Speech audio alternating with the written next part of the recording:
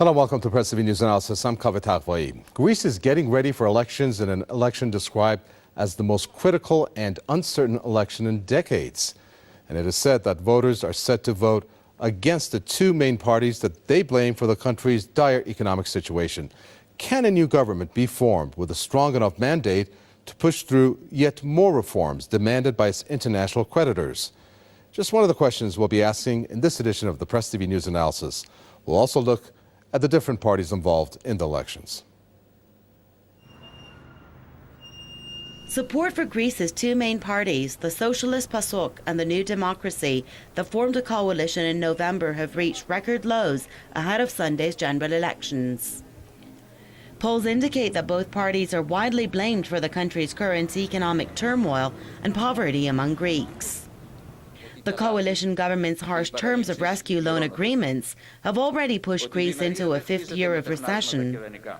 With the unemployment rate standing at nearly 22%, voters are more likely to back anti-bailout parties, promising to end the harsh measures. The people want actually to give an anger vote, if you like, to give a vote that will punish the governments, basically the two mainstream parties that have governed Greece for the past 30 or 40 years. This despite warnings by socialist leader Evangelos Venizelos, who believes that Greeks have the choice to either face a disastrous bailout or should accept harsh measures to avoid poverty. Backing the terms of the EU bailout agreement, Venizelos promised to save nearly 12 billion euros by 2012 to get Greece out of the crisis. Sunday will decide whether we remain in Europe and the euro, and we stay on a course that is difficult but safe, or it will determine whether we embark on an adventure, sliding back many decades and taking the country to default, to leave Greeks facing mass poverty. New Democracy Party leader Antonis Samaras has also said he agrees with the terms of the austerity program, but will negotiate how to reach them. The measures demanded by the international lenders over the past 2 years have already led to tax hikes, cuts in jobs, wages, pensions and benefits.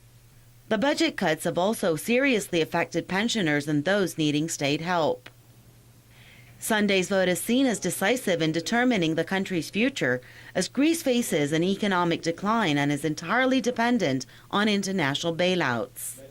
They cannot agree. The extreme left and the extreme right cannot form a government together.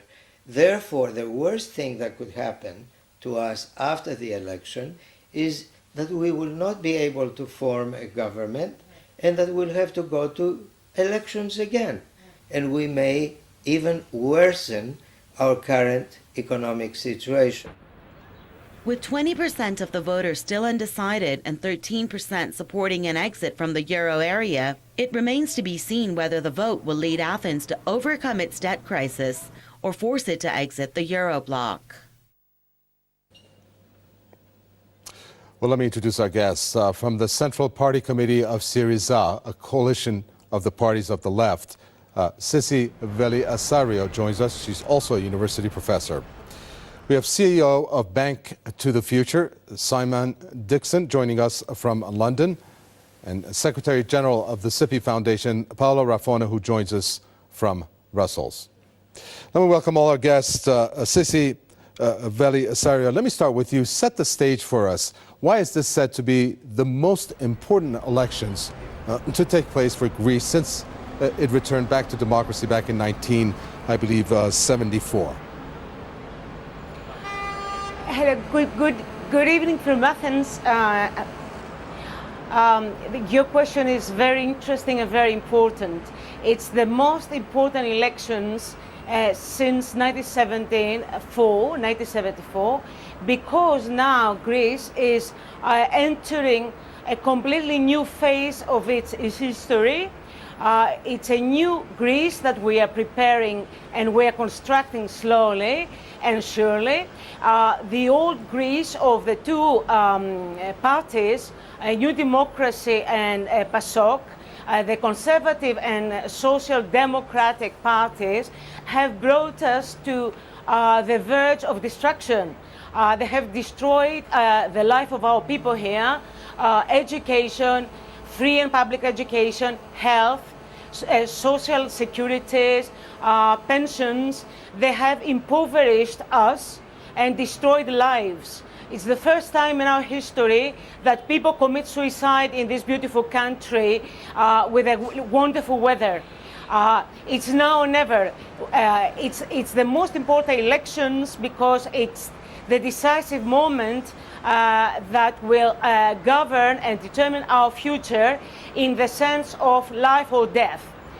It's far more, in my opinion, it's far more important than the elections in 1974 after the fall of dictatorship, because now we are heading towards a new kind of dictatorship, which is a hidden kind of dictatorship, a dictatorship of the monetary capital and the banks.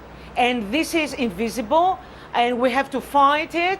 The struggle is far more difficult than it was in the past, when power was located in the military. Here we have the banks. The banks have destroyed Greece. That's why it's so vital that we have a leftist majority. Okay. This is my Well, Paola Raffoni, yeah. given what our guest there from Athens stated, and at the end there she talked about the banks, it seems like this vote is basically based on two options for the voters, simply for the Greeks to give a clear answer as to whether they want to follow this pro-European course, which equals deep cuts and austerity, or not, which is why it's been called a protest vote. Yes, indeed. The unfortunate history of Greece is that of continuing occupation from outside. On the other hand, the disgraceful leadership of the elites within the country have been conducting the entire population and Greece as a nation to a point of no return. What is happening now under the EU and the supposed way to save Greece from bankruptcy is, as it was said from Athens, a hidden type of occupation. People have understood this. The Greek people, they are not below the capacity and standards of others in Europe. On the contrary, their history, even recent history, has proven that they can be avant-garde to the others. So there is a protest. The vote of protest will come out, unfortunately canalized even in extreme right-wing parties, which do not promise any good. But of course, it's a protest vote. Well, when we look at some of the sentiment coming from the Greeks, it has been mixed.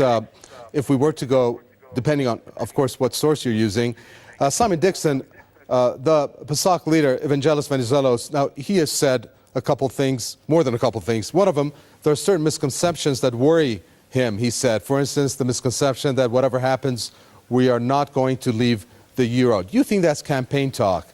I mean, on top of that, he's also said Greece faces default and mass poverty if voters back anti-bailout parties in the elections. Sure. Well, I think the Greek people are being faced with an unfair choice, really, because while we are debating whether they're going to continue in the euro or whether we're going to exit the euro, both the left and the right, I'm seeing very similar things, and I think we're going to get more of the same in terms of they're not addressing any of the issues that got them here in the first place, and that is that they're in an economy which is deeply dependent upon debt, and both the left and the right have different measures of how they can solve their debt problem with more debt. And so whichever way the Greek people go, we're going to see more of the same anyway. I think it's really important for them to start looking at an exit out of the euro and really rebuilding their own currency. Sissi Velisario, maybe you can tell us, based on what I gather from what you said, you're not behind PASOK and Venizelos Venizelos and this coalition government. Clarify that for us if you can. What is the solution then for the voters, given the fact that the most that Mr. Venizelos has done is that he's pretty much asked the EU and IMF to allow Athens to prolong adoption of these cuts that are supposed to go through 2014 to the year 2015, that is to the year 2014. What is going to happen at the polls? What parties are the independents? Is where they're going to garner support from the Greeks? I think that this is a unique case for people who do not belong to what we call the memorandum parties, which is is constituted by the former two big parties, because they are minority parties now. There is no chance that they can stand in and get in. The vast majority of the votes will go to those parties that are against the memorandum. It's a unique chance, especially for the left, to unite and demand a share of the government in itself. The former majority parties will not be able to form a government, and I think this is a good thing, because these were the people who brought us to this situation behind our backs, without even letting the people know, our people know, what they were cooking in terms of the memorandum. All the negotiations were secret. They never became the object of any discussion in Parliament. In fact, they abolished in practice all democratic institutions and the democratic goods that we have struggled with our blood to get and to acquire in this country, a country that has been tormented by civil wars and dictatorships. They did it before us without asking our opinion, without even bothering to bargain with the others. It's a unique chance for the independent parties, especially of the left, to be able to offer a government alternative. Well, Simon Dixon, do you agree with our guest there in Athens? I mean, really, what is going to save this coalition government regarding what they have pursued? You can give credit to Venizelos. He did restructure some of the debt down from 22 billion to 2 billion, I believe, in one of the installments of this. But then again, you have the Troika, the IMF, the EU, and the European Commission, the European Central Bank, who pretty much control, some say, the sovereignty of Greece. Absolutely, yeah. The sovereignty of Greece is being taken into question. And the more they discuss these new creative measures of how to solve debt with more debt, the more sovereignty is going into question. What we'd really like to see, and what I think the Greek people need to see, is a real look at how they can tackle the banking system. They need real banking reform, and not measures to prolong the inevitable defaults that are ahead. So, Paolo Raffone, what type of government then can we look at to ensure Greece's stability in that area? I mean, hopes doesn't seem to be in the side of these two main parties and the coalition government. Well, I would say that the issue of coalition government that may come out, it's almost irrelevant. The thing that is very important is that Greece has to get out of the situation of subjugation in which has been put for a very long time, since the time of the British over there. So I even see a sort of a connection in the history between what is going on in Greece and what has been going on in Iran itself.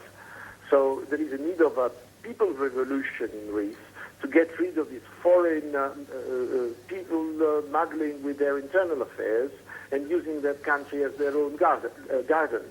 So those representatives for a coalition government will not change anything. They are still coming from the same elite groups that have brought Greece to the brink. How bad are the Greeks in terms of the situation in the country right now? Sissi Velisario, we have heard up to points that the crisis, based on some of the demonstrations that we saw, based on the austerity cuts and the deep spending cuts, that it almost verged on a revolution.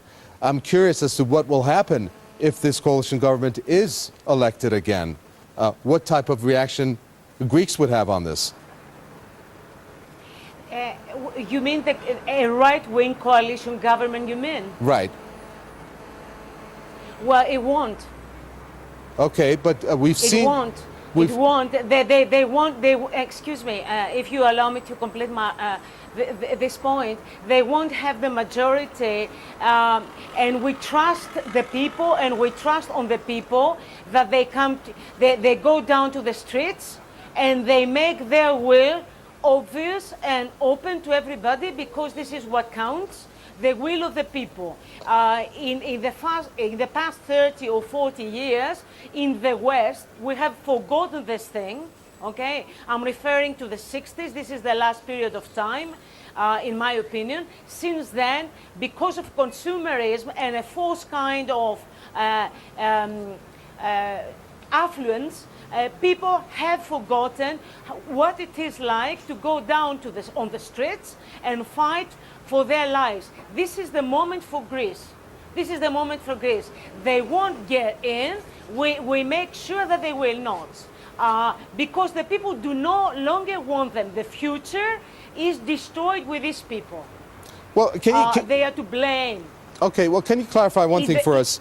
I'm curious, according to certain polls, 75% of people in Greece are behind the euro. Is that accurate? Or is it not? Because it reflects then perhaps some of the sentiments that they may have for this coalition government.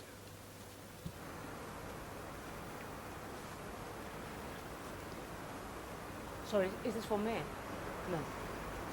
Okay, let me go to our guest in London. Simon Dixon, this poll indicating that I talked about 75% of Greeks having support for the euro. Doesn't that indicate that then the people perhaps then want to stay in the euro? After all, given what they're facing with these cuts, it would put things into another perspective, wouldn't it?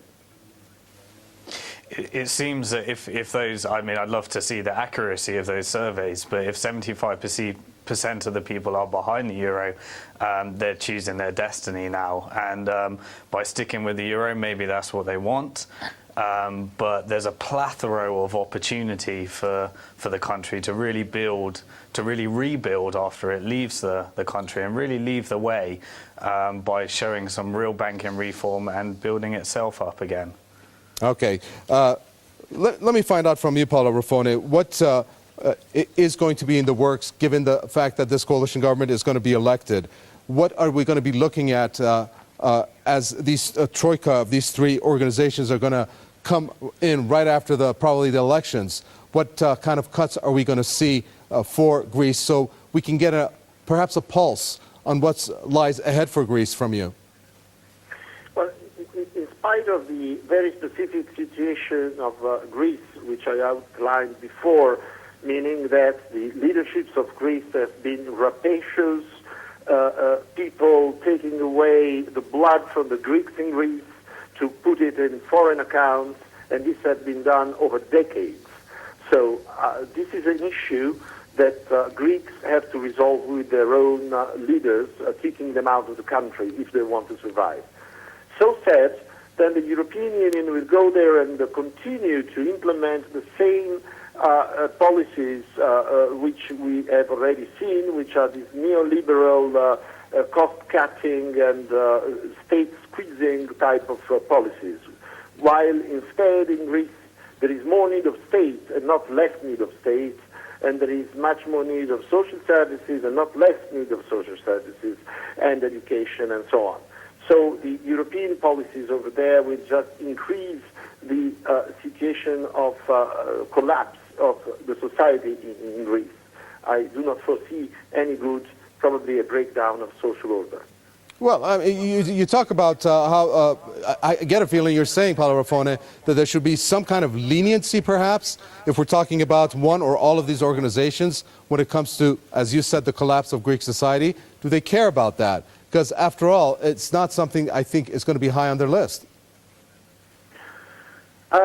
They do not care, because the neoliberal policies, they only go through the structural societal change, and they don't care about the effects. We have seen this in many developing countries. I mean, the neoliberal policies are not born yesterday.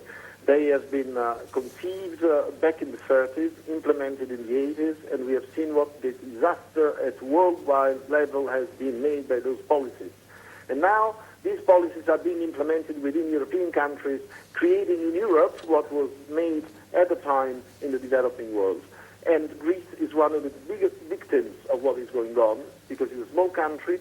It was just on the border, East-West relations, and it has been left over as an occupied place where they can use it as a playground to implement their fantastic policies. I foresee that it will be a big failure for Europe to continue in this way in Greece. Sissi Venizelos, let me get your reaction on what Venizelos has said. I asked another guest this. He said there are certain misconceptions that worry me, and that's about whether we're not going to leave the euro. Do you have any faith in him when he makes those kinds of statements? Or Greece faces default and mass poverty of voters, back anti-bailout parties? I mean, in my opinion, this is a false dilemma. The idea that is whether we stay in euro or not. I mean, nobody ever said that people of the left or the, as you call them, independent parties and people want to get out of the eurozone. This is a false problem. It has nothing to do with reality. It has been used as a scarecrow for the people to force them to vote for the right wing and the social democracy, which is the same thing in my opinion, because even if they wanted to kick us out of the eurozone, they wouldn't want to do this, as Angela Merkel has made it clear. Therefore, I think it is just a terrorist argument to make people submit to a forced vote, a vote which is encouraged by the the International Funding IMF. Trust, and the banks, and what we call the Troika, to cut a long story short. The question never arises. It's a trap. Yeah. Okay. Simon Dixon, none of this is going to matter, is it, when we look at the big picture of Greece being in Europe, when we put things into perspective regarding other Eurozone countries, looking at even France, looking at Italy, looking at Spain. So each one of these countries, perhaps one way or another, is going to be facing somewhat of a crisis, as they are right now, for it to get worse. So give us your idea of how Greece fits into that piece of a puzzle, as it's called, the Eurozone debt crisis. Well, absolutely. All eyes are on Greece right now because they happen to be at the end of a cycle of too much debt. But every other country, many of the other countries are going to be facing a similar destiny. In the UK, we're in a very similar situation. We just haven't quite got as bad as it has in Greece yet. But we've got Portugal coming next. We've got Italy coming next. We've got Spain. We've got Ireland. And while Greece is operating off a very similar system and very similar policies to what we're doing, we've all got to look forward to similar decisions as what the Greek people are facing right now. And Paolo Rafona, same question to you. How important does its elections play in the big picture when we look at not only Greece, also France come in with their elections, and of course how these countries fit into that Eurozone crisis facing them? It is an avant-garde of what is the sentiment in most of the European countries. I would also stress the fact that even in Germany there is a certain discussion about what to do with the European Union and the Euro. It is totally overshadowed by media and completely concealed by the government policies. But the discussion is there and is not from yesterday. So I think it is a sentiment which is widespread all over the populations of the Union, because the policies that have been implemented since the 1990s on have been fundamentally antisocial. They have been fundamentally against the rights of the workers all over the Union. And this is something that people now start realizing. When the economy was triumphant and so there was money for everybody thanks to the financial benefits, this was somehow sidelined. But now that this is over, people are just making up their mind of what has happened over the last 25 years. I mean, it's a real catastrophe. It's not a success. Okay, let me thank our guests. Sissi Venizelos from Athens. We had Simon Dixon from London and Paola Raffona talking there from Brussels. Thank you so much. And thank you, the viewer, for watching another edition of the Press TV News Analysis. From Mika Vetarvoy and the entire team, it's goodbye.